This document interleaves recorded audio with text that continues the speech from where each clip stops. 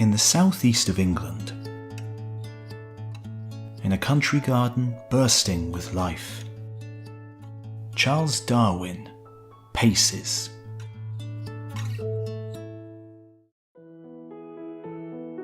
It's the summer of 1859, and the great gentleman scientist is surrounded by living things in all their glorious forms. Wildflowers crowd the path. Bees gently hum across multicoloured blooms. Overhead, a mighty oak tree casts a dappled shade, squirrels darting up and down the trunk. Mushrooms spring up in the cool damp shade at their base, and even deeper in their leaf litter, earthworms and maggots wriggle. In the distance, the lowing of cows and the cooing of wood pigeons adds to the symphony. Darwin revels in the life that surrounds him and ponders it just as he pondered the exotic animals he recorded and collected in his voyages to the tropics some 20 years earlier.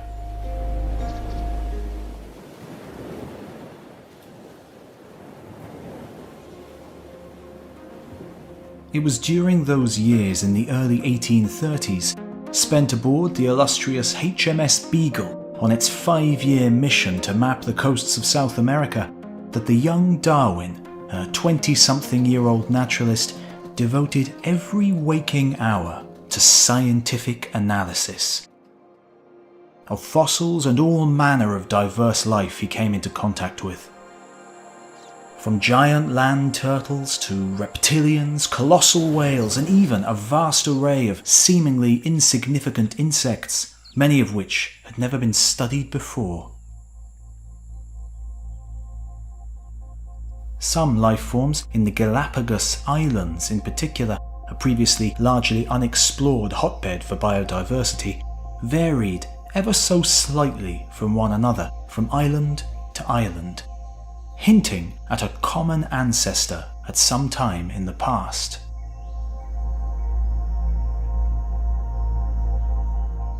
Now, 20 years after the publishing of his modestly successful account of his travels, and on the verge of releasing a newer, altogether more revolutionary work, one that would eclipse the first in both controversy and ultimately success, all this life, in all its variety of forms, he imagines belongs to a great tree.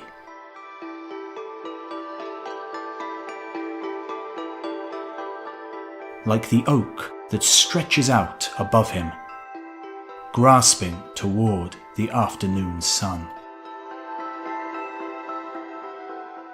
Living species are like the green buds and leaves at the tip of every branch. The branches themselves were once green shoots too, ancestor species of what came before, dead now, but a clear path to those we see today.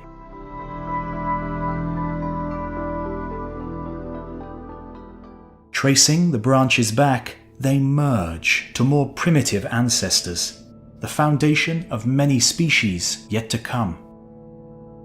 Ultimately, all the branches come back to the trunk, the ancestral line born of the first sapling, the first seedling, the first acorn.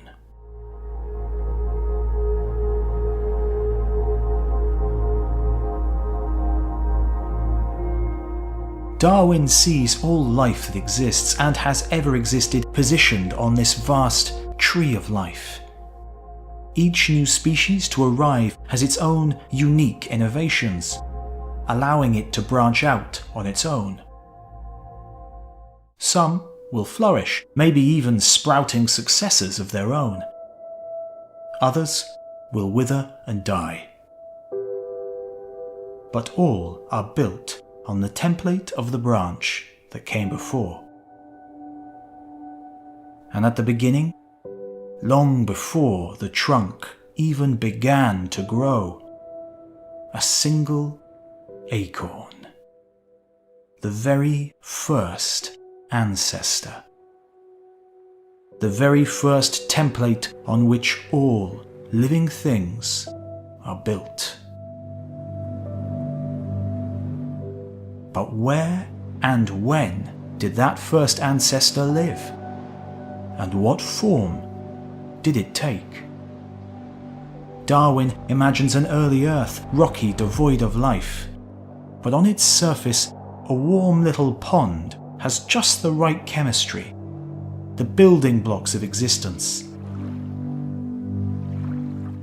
It's here, he suspects, in these murky pools, that we could find our first ancestor.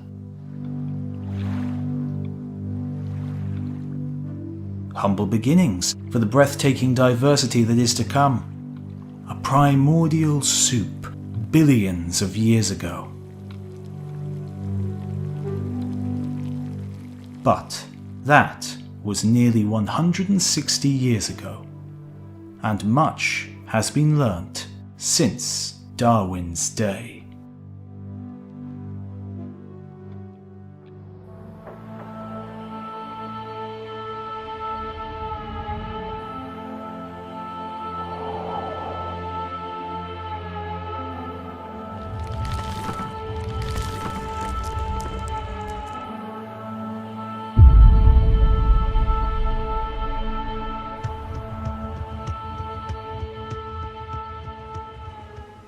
Since Darwin, scientists have been reconstructing trees of life in ever more detail, using the characteristics of living and extinct creatures to map the pattern of branches and discover common ancestors, right back to the first.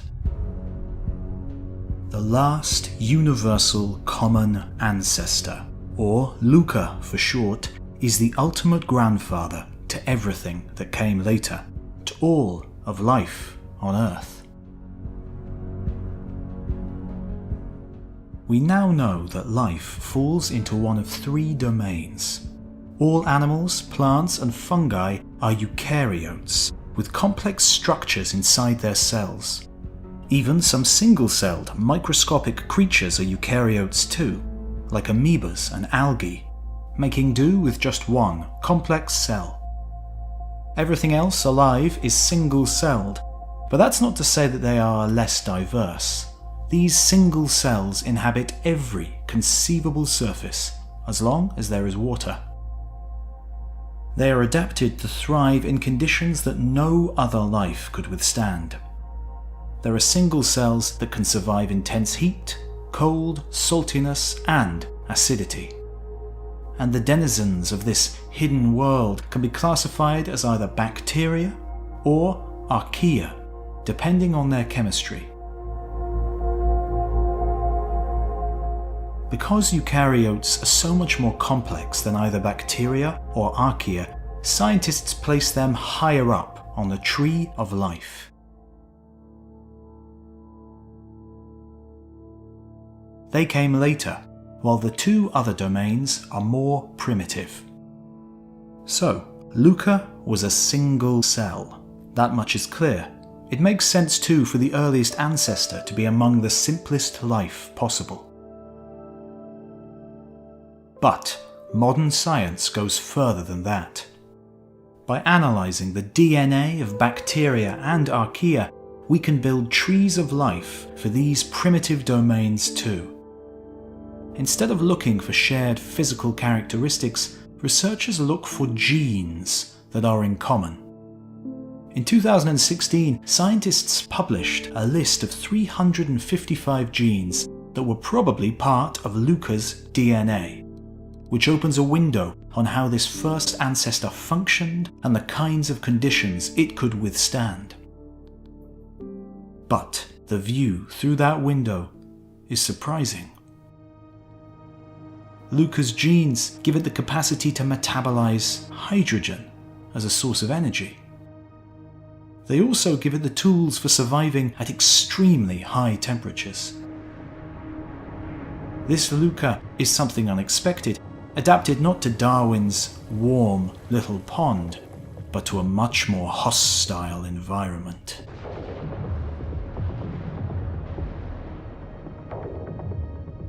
Able to survive in scorching, acidic waters.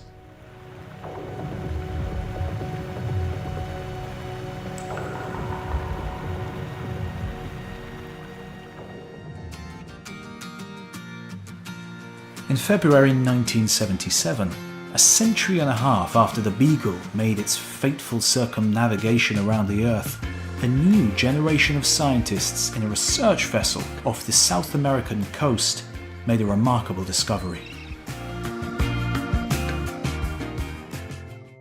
As part of their studies into volcanic activity around Darwin's beloved Galapagos Islands, they dropped cameras down to a depth of more than 2.5 kilometers.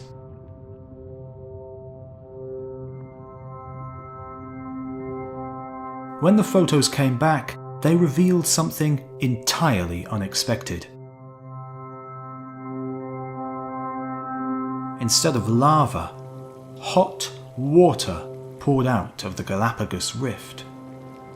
Towering underwater chimneys emitting plumes of it, darkened by minerals and metals, so it looked like smoke billowing from the sea floor. These scientists were the first to discover Earth's hydrothermal vents, affectionately nicknamed black smokers, bizarre structures that form as seawater penetrates cracks in the crust. Magma close to the surfaces superheats the water to almost 400 degrees Celsius, flash boiling it and spewing it back into the deep ocean like an underwater geyser. On its way, the hot water pulls minerals from the surrounding magma and rock, enriching it into iron, sulfur, hydrogen, ammonia. The minerals in the superheated water build up around the vent, creating alien chimneys in the ocean depths.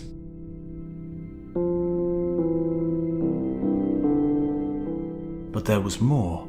2.5 kilometers down, no sunlight can penetrate. The darkness is intense, and the pressure is 250 times that at sea level. And yet, around these mysterious black smokers, life was found.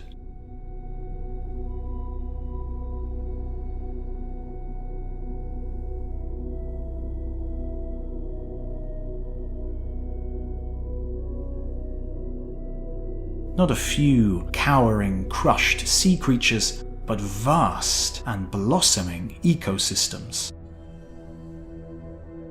Clams the size of dinner plates, bristling clusters of tube worms, and alien, hairy yeti crabs all thriving in this curious, hostile microcosm.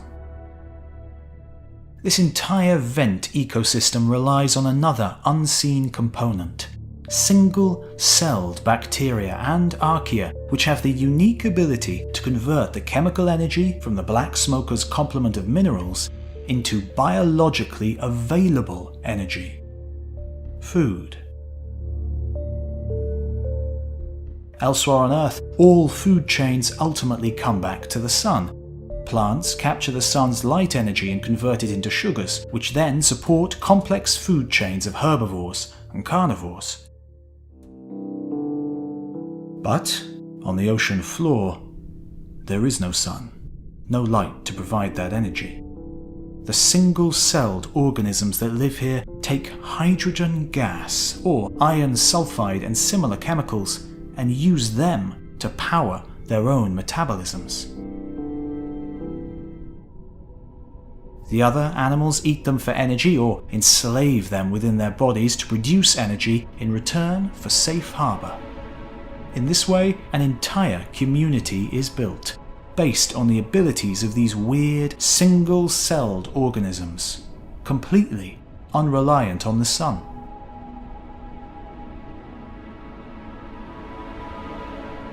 And it's these conditions that would have been ideal for Luca, our last common ancestor with all other life. The genes that Luca possessed would have allowed it to survive 400-degree waters, It would have given it all the means to extract energy from hydrogen. It would have given Luca the survival skills for this unimaginably weird habitat.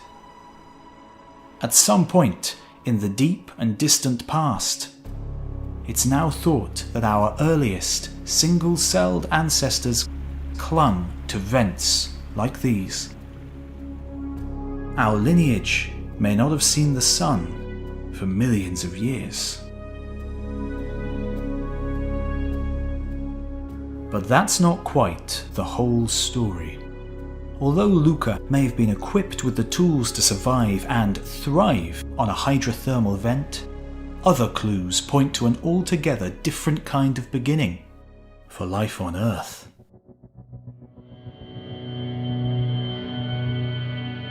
Scientists who study the chemical reactions involved in life's metabolism believe that the ultraviolet light provided by the sun was necessary to get some of those reactions started.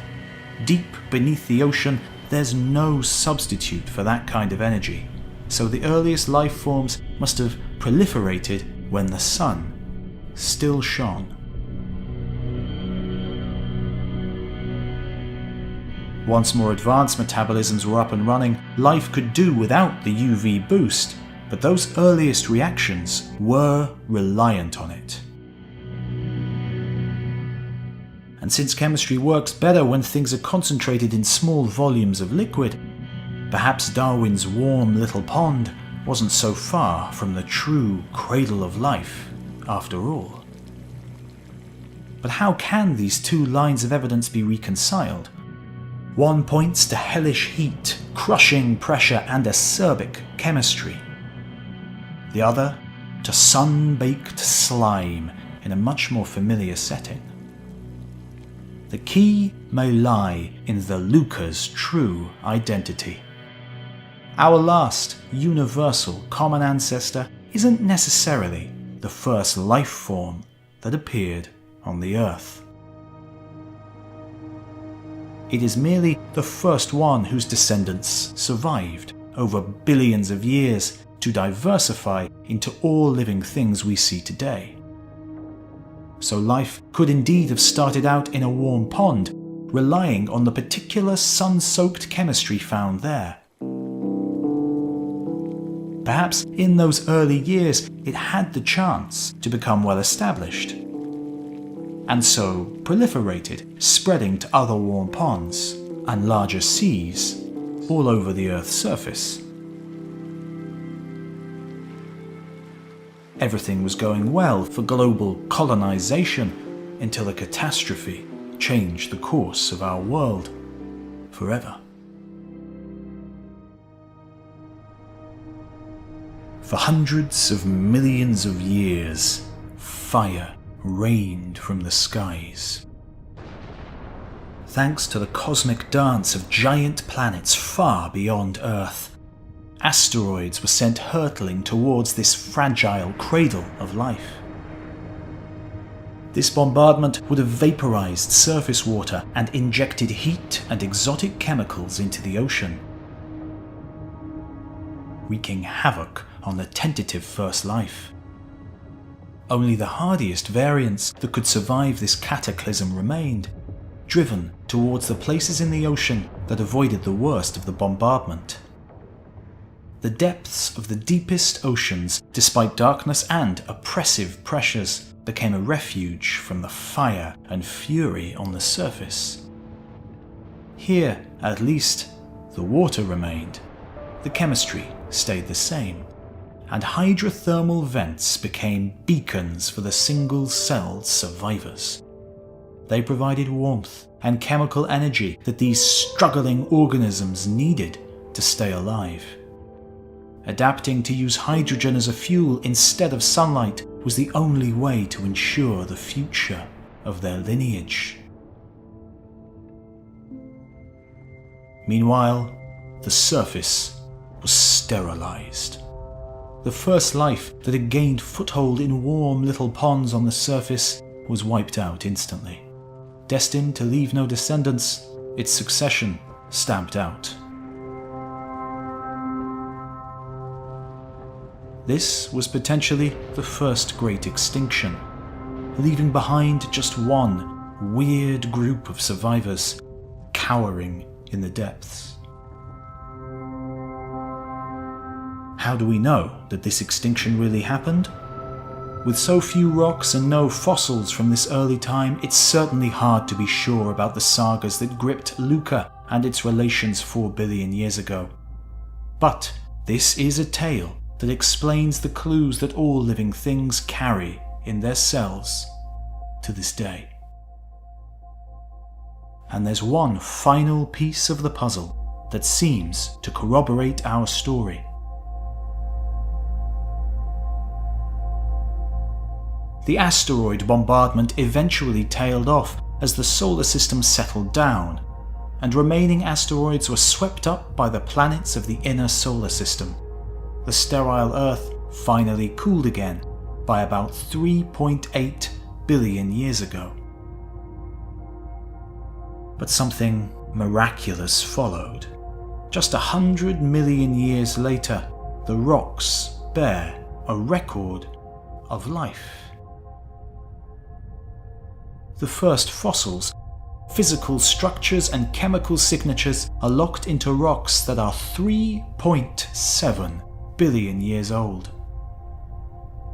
These are sophisticated single cells living and dying at the Earth's surface in little more than a geological blink of the eye after a sterilizing cataclysm.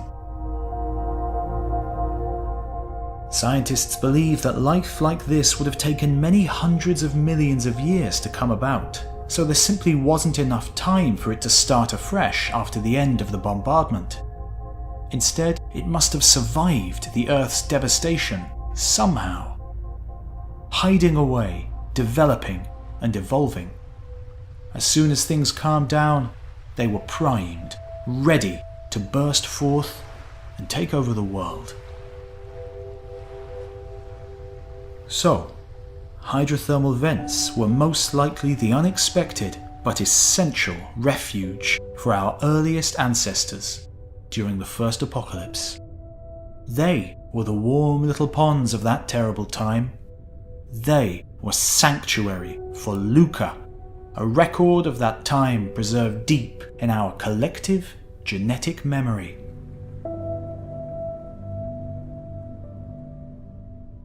Darwin was probably right in more ways than he could ever have expected.